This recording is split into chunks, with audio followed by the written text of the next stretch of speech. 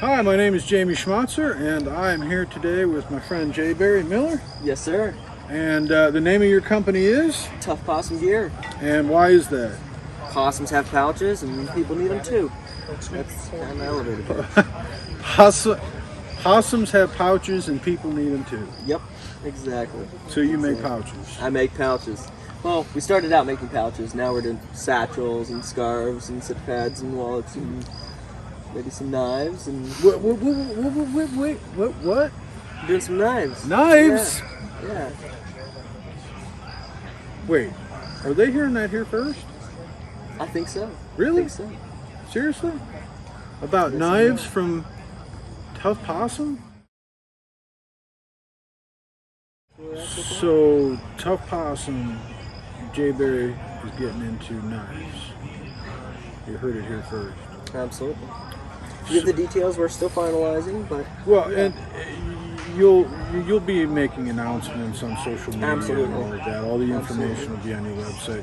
What's has there been anything new that you've done in the last year since I saw you? Last year, we've done some lock picks, believe it or not. I saw those on Instagram. This is a bushcraft gathering, but we have some of the more urban crowd as well. So we've been doing some lock picks, doing some new colors in the satchel. Got multicam black. We're doing some more black. Got some regular multicam coming in. Doing our PSK pouches over there. You know, what I saw earlier this year was that tiger stripe one. I prefer the Vietnam era, but it looks really cool. Yep, there it is. Yep. Doing some tiger stripe and then some of that desert night camo from I think it's the Gulf War era. That's fantastic. Yeah. It's really cool that you do that because I know in my experience I've got different bags that are different colors so that I can identify what's inside. Mm-hmm. I don't want all my bags to look the same. Mm-hmm. I saw what's the little stretchy material? The pocket possums pouch. Yes. Those are really, really cool. It has that tweed Durastretch fabric. It stretches, but it's got a good it's got a good tactile experience. For sure. Right? When you touch it, it's got a certain feel to it. Mm-hmm. What was the inspiration with that? My dad needed a coin purse for his, parking meter change, parking meter quarters, and it went from there. Cough drops, and then it kind of evolved into this everyday carry. Get small stuff floating around in your pockets, Thick lighter, your little widgets, your ferro rod, your keys, your tools, your repair kit, you name it. You made this with your dad and his needs as an inspiration. Mm-hmm. When people are buying it, now I saw it and I immediately thought a little boo-boo kit. Yeah, we got the red color there. A lot of people are buying those, putting their boo-boo stuff in. It'll fit an Altoids tin? Close. Not quite? It'll fit the minis. You can fit an Altoids tin in there. You're going to have to stretch it. Stretching material is so you probably don't want to put an Altoids tin. The purpose of this was Altoids tins are sometimes a little bulky in your pocket if you're wearing blue jeans or something like that. And you want something a little flatter, a little more pliable. A soft container that'll fit in the pocket. Yes. But it's plenty big enough for a boo-boo kit. Yes. Without any question. Absolutely. Oh, you know what? So, some of you know, you've seen some of my One Man Outdoors videos with the hammock camping. So when I got here this weekend, Jayberry was already set up, and I set up my booth right next to him. And hanging from the side of his booth is a Hammock Ridgeline organizer. And it's not one of them little things that scrunches up, and it's got substance to it. Do we have one of those? Just the one up there? Or? Let me get it down here. Okay. There we go. Hey, look at that. What do you know? Look at that thing. This thing. It's got a little bit of meat to it. It's not heavy. It's not, but it's got real substance to it. It's not a mesh. It's not a mosquito net kind of material. This thing is durable. This thing is going to stay rigid on that ridge line. I thought that was the coolest, because hammocking isn't that's not your thing. No, it's not. But it made sense to make one, and Exactly. you made a better widget. Yes, yes. I looked at the designs out there, and they're, like you said, they just ball up when you put your stuff in them, slide together. I wanted something with more structure. It's still a lightweight. I think it's a 400D ripstop. Still pretty lightweight, but it has that stiffness, that seam going down right there. Well, and also what some of the companies do, and I mean, to each their own, but they'll have like a water bottle holder in between the front and the back. Well, once you put a water bottle holder, you can't put a cell phone in there flat. And then they'll also have pockets on both sides, which sometimes is nice, but depending on what you're putting in there, this is a one side, I do a lot of hammock camping, and like, wow, that's, but you didn't make those last year. Correct. So that is a new product since last year. Any other products that are new since last year? We have the PSK pouch right there. We launched that this spring. This one? Yes, we have one of those. Oh yeah, so these are really cool. Yes, so that's a waterproof material and a waterproof zipper. Yeah. The seams obviously aren't waterproof, but this was developed with Prep So Medic. it's not taped on the inside. Correct. But It's water resistant. absolutely, Water resistant. and the inside has what sort of lining is that? So this is an X-Pack material, and that's a X-Pack. layer of nylon, a waterproof film, the reinforcement grid, and then I think it's a layer of polyester on the inside there. Got it. And this has it just it almost has the crinkly type of feel of Cuban fiber, almost a little bit. Similar family. Is it because this is so incredibly light, but it's virtually waterproof, and it's a nice orange. This should be good for put your matches in there. They're not going to go wet. Absolutely. That was developed with a fellow named Prep Medic here on YouTube. And He's the guy who's friends with the Skinny Medic. Yes. Yeah. yes. Okay. And he's a helicopter paramedic out there in Colorado, and they're required to carry a personal survival kit in their flight suit leg cargo pocket. The one they issued him was junk. It was China junk. And so I reached out to him and was like, hey, let us build you one. Let's do a little thing here. And that ended up being the perfect solution for that. And I've actually sold a number of them to flight medics for that very purpose. That's fantastic. Water resistant personal survival kit pouch. You can use a fire kit. With pouches, the possibilities are endless.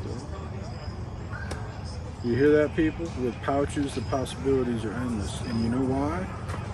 Possums have pouches, and People need them too. people need them too. So actually, speaking of pouches, I'm not wearing it right now, but last year I bought one of these, and this is the TPG pouch? Belt pouch. Belt pouch. Yes.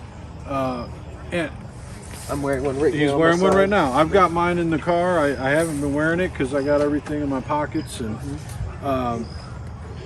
but what I was impressed with were some of the little details. And so last year when we sat down and we talked, it was, I don't know, 45 minutes or so on YouTube.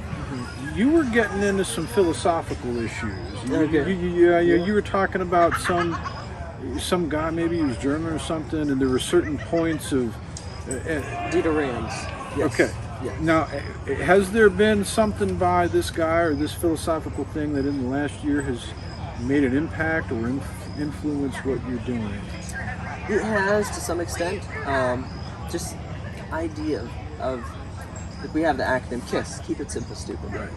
Dieter Rams, he put it as good design is as little design as possible. And that doesn't mean make it so simple that it doesn't work, but don't overcomplicate it. Don't add features for the sake of adding features. Add features for a purpose.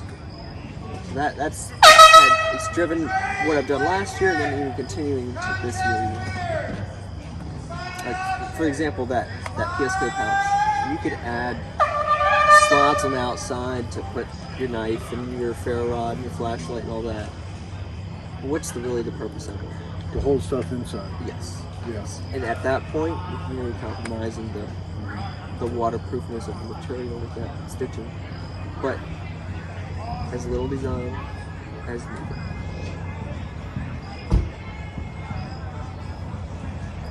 There's a lot to be said for keeping things functional. Another thing he said was good design is honest, meaning if by looking at the design it's promising you something, it's promising that it does something, it delivers.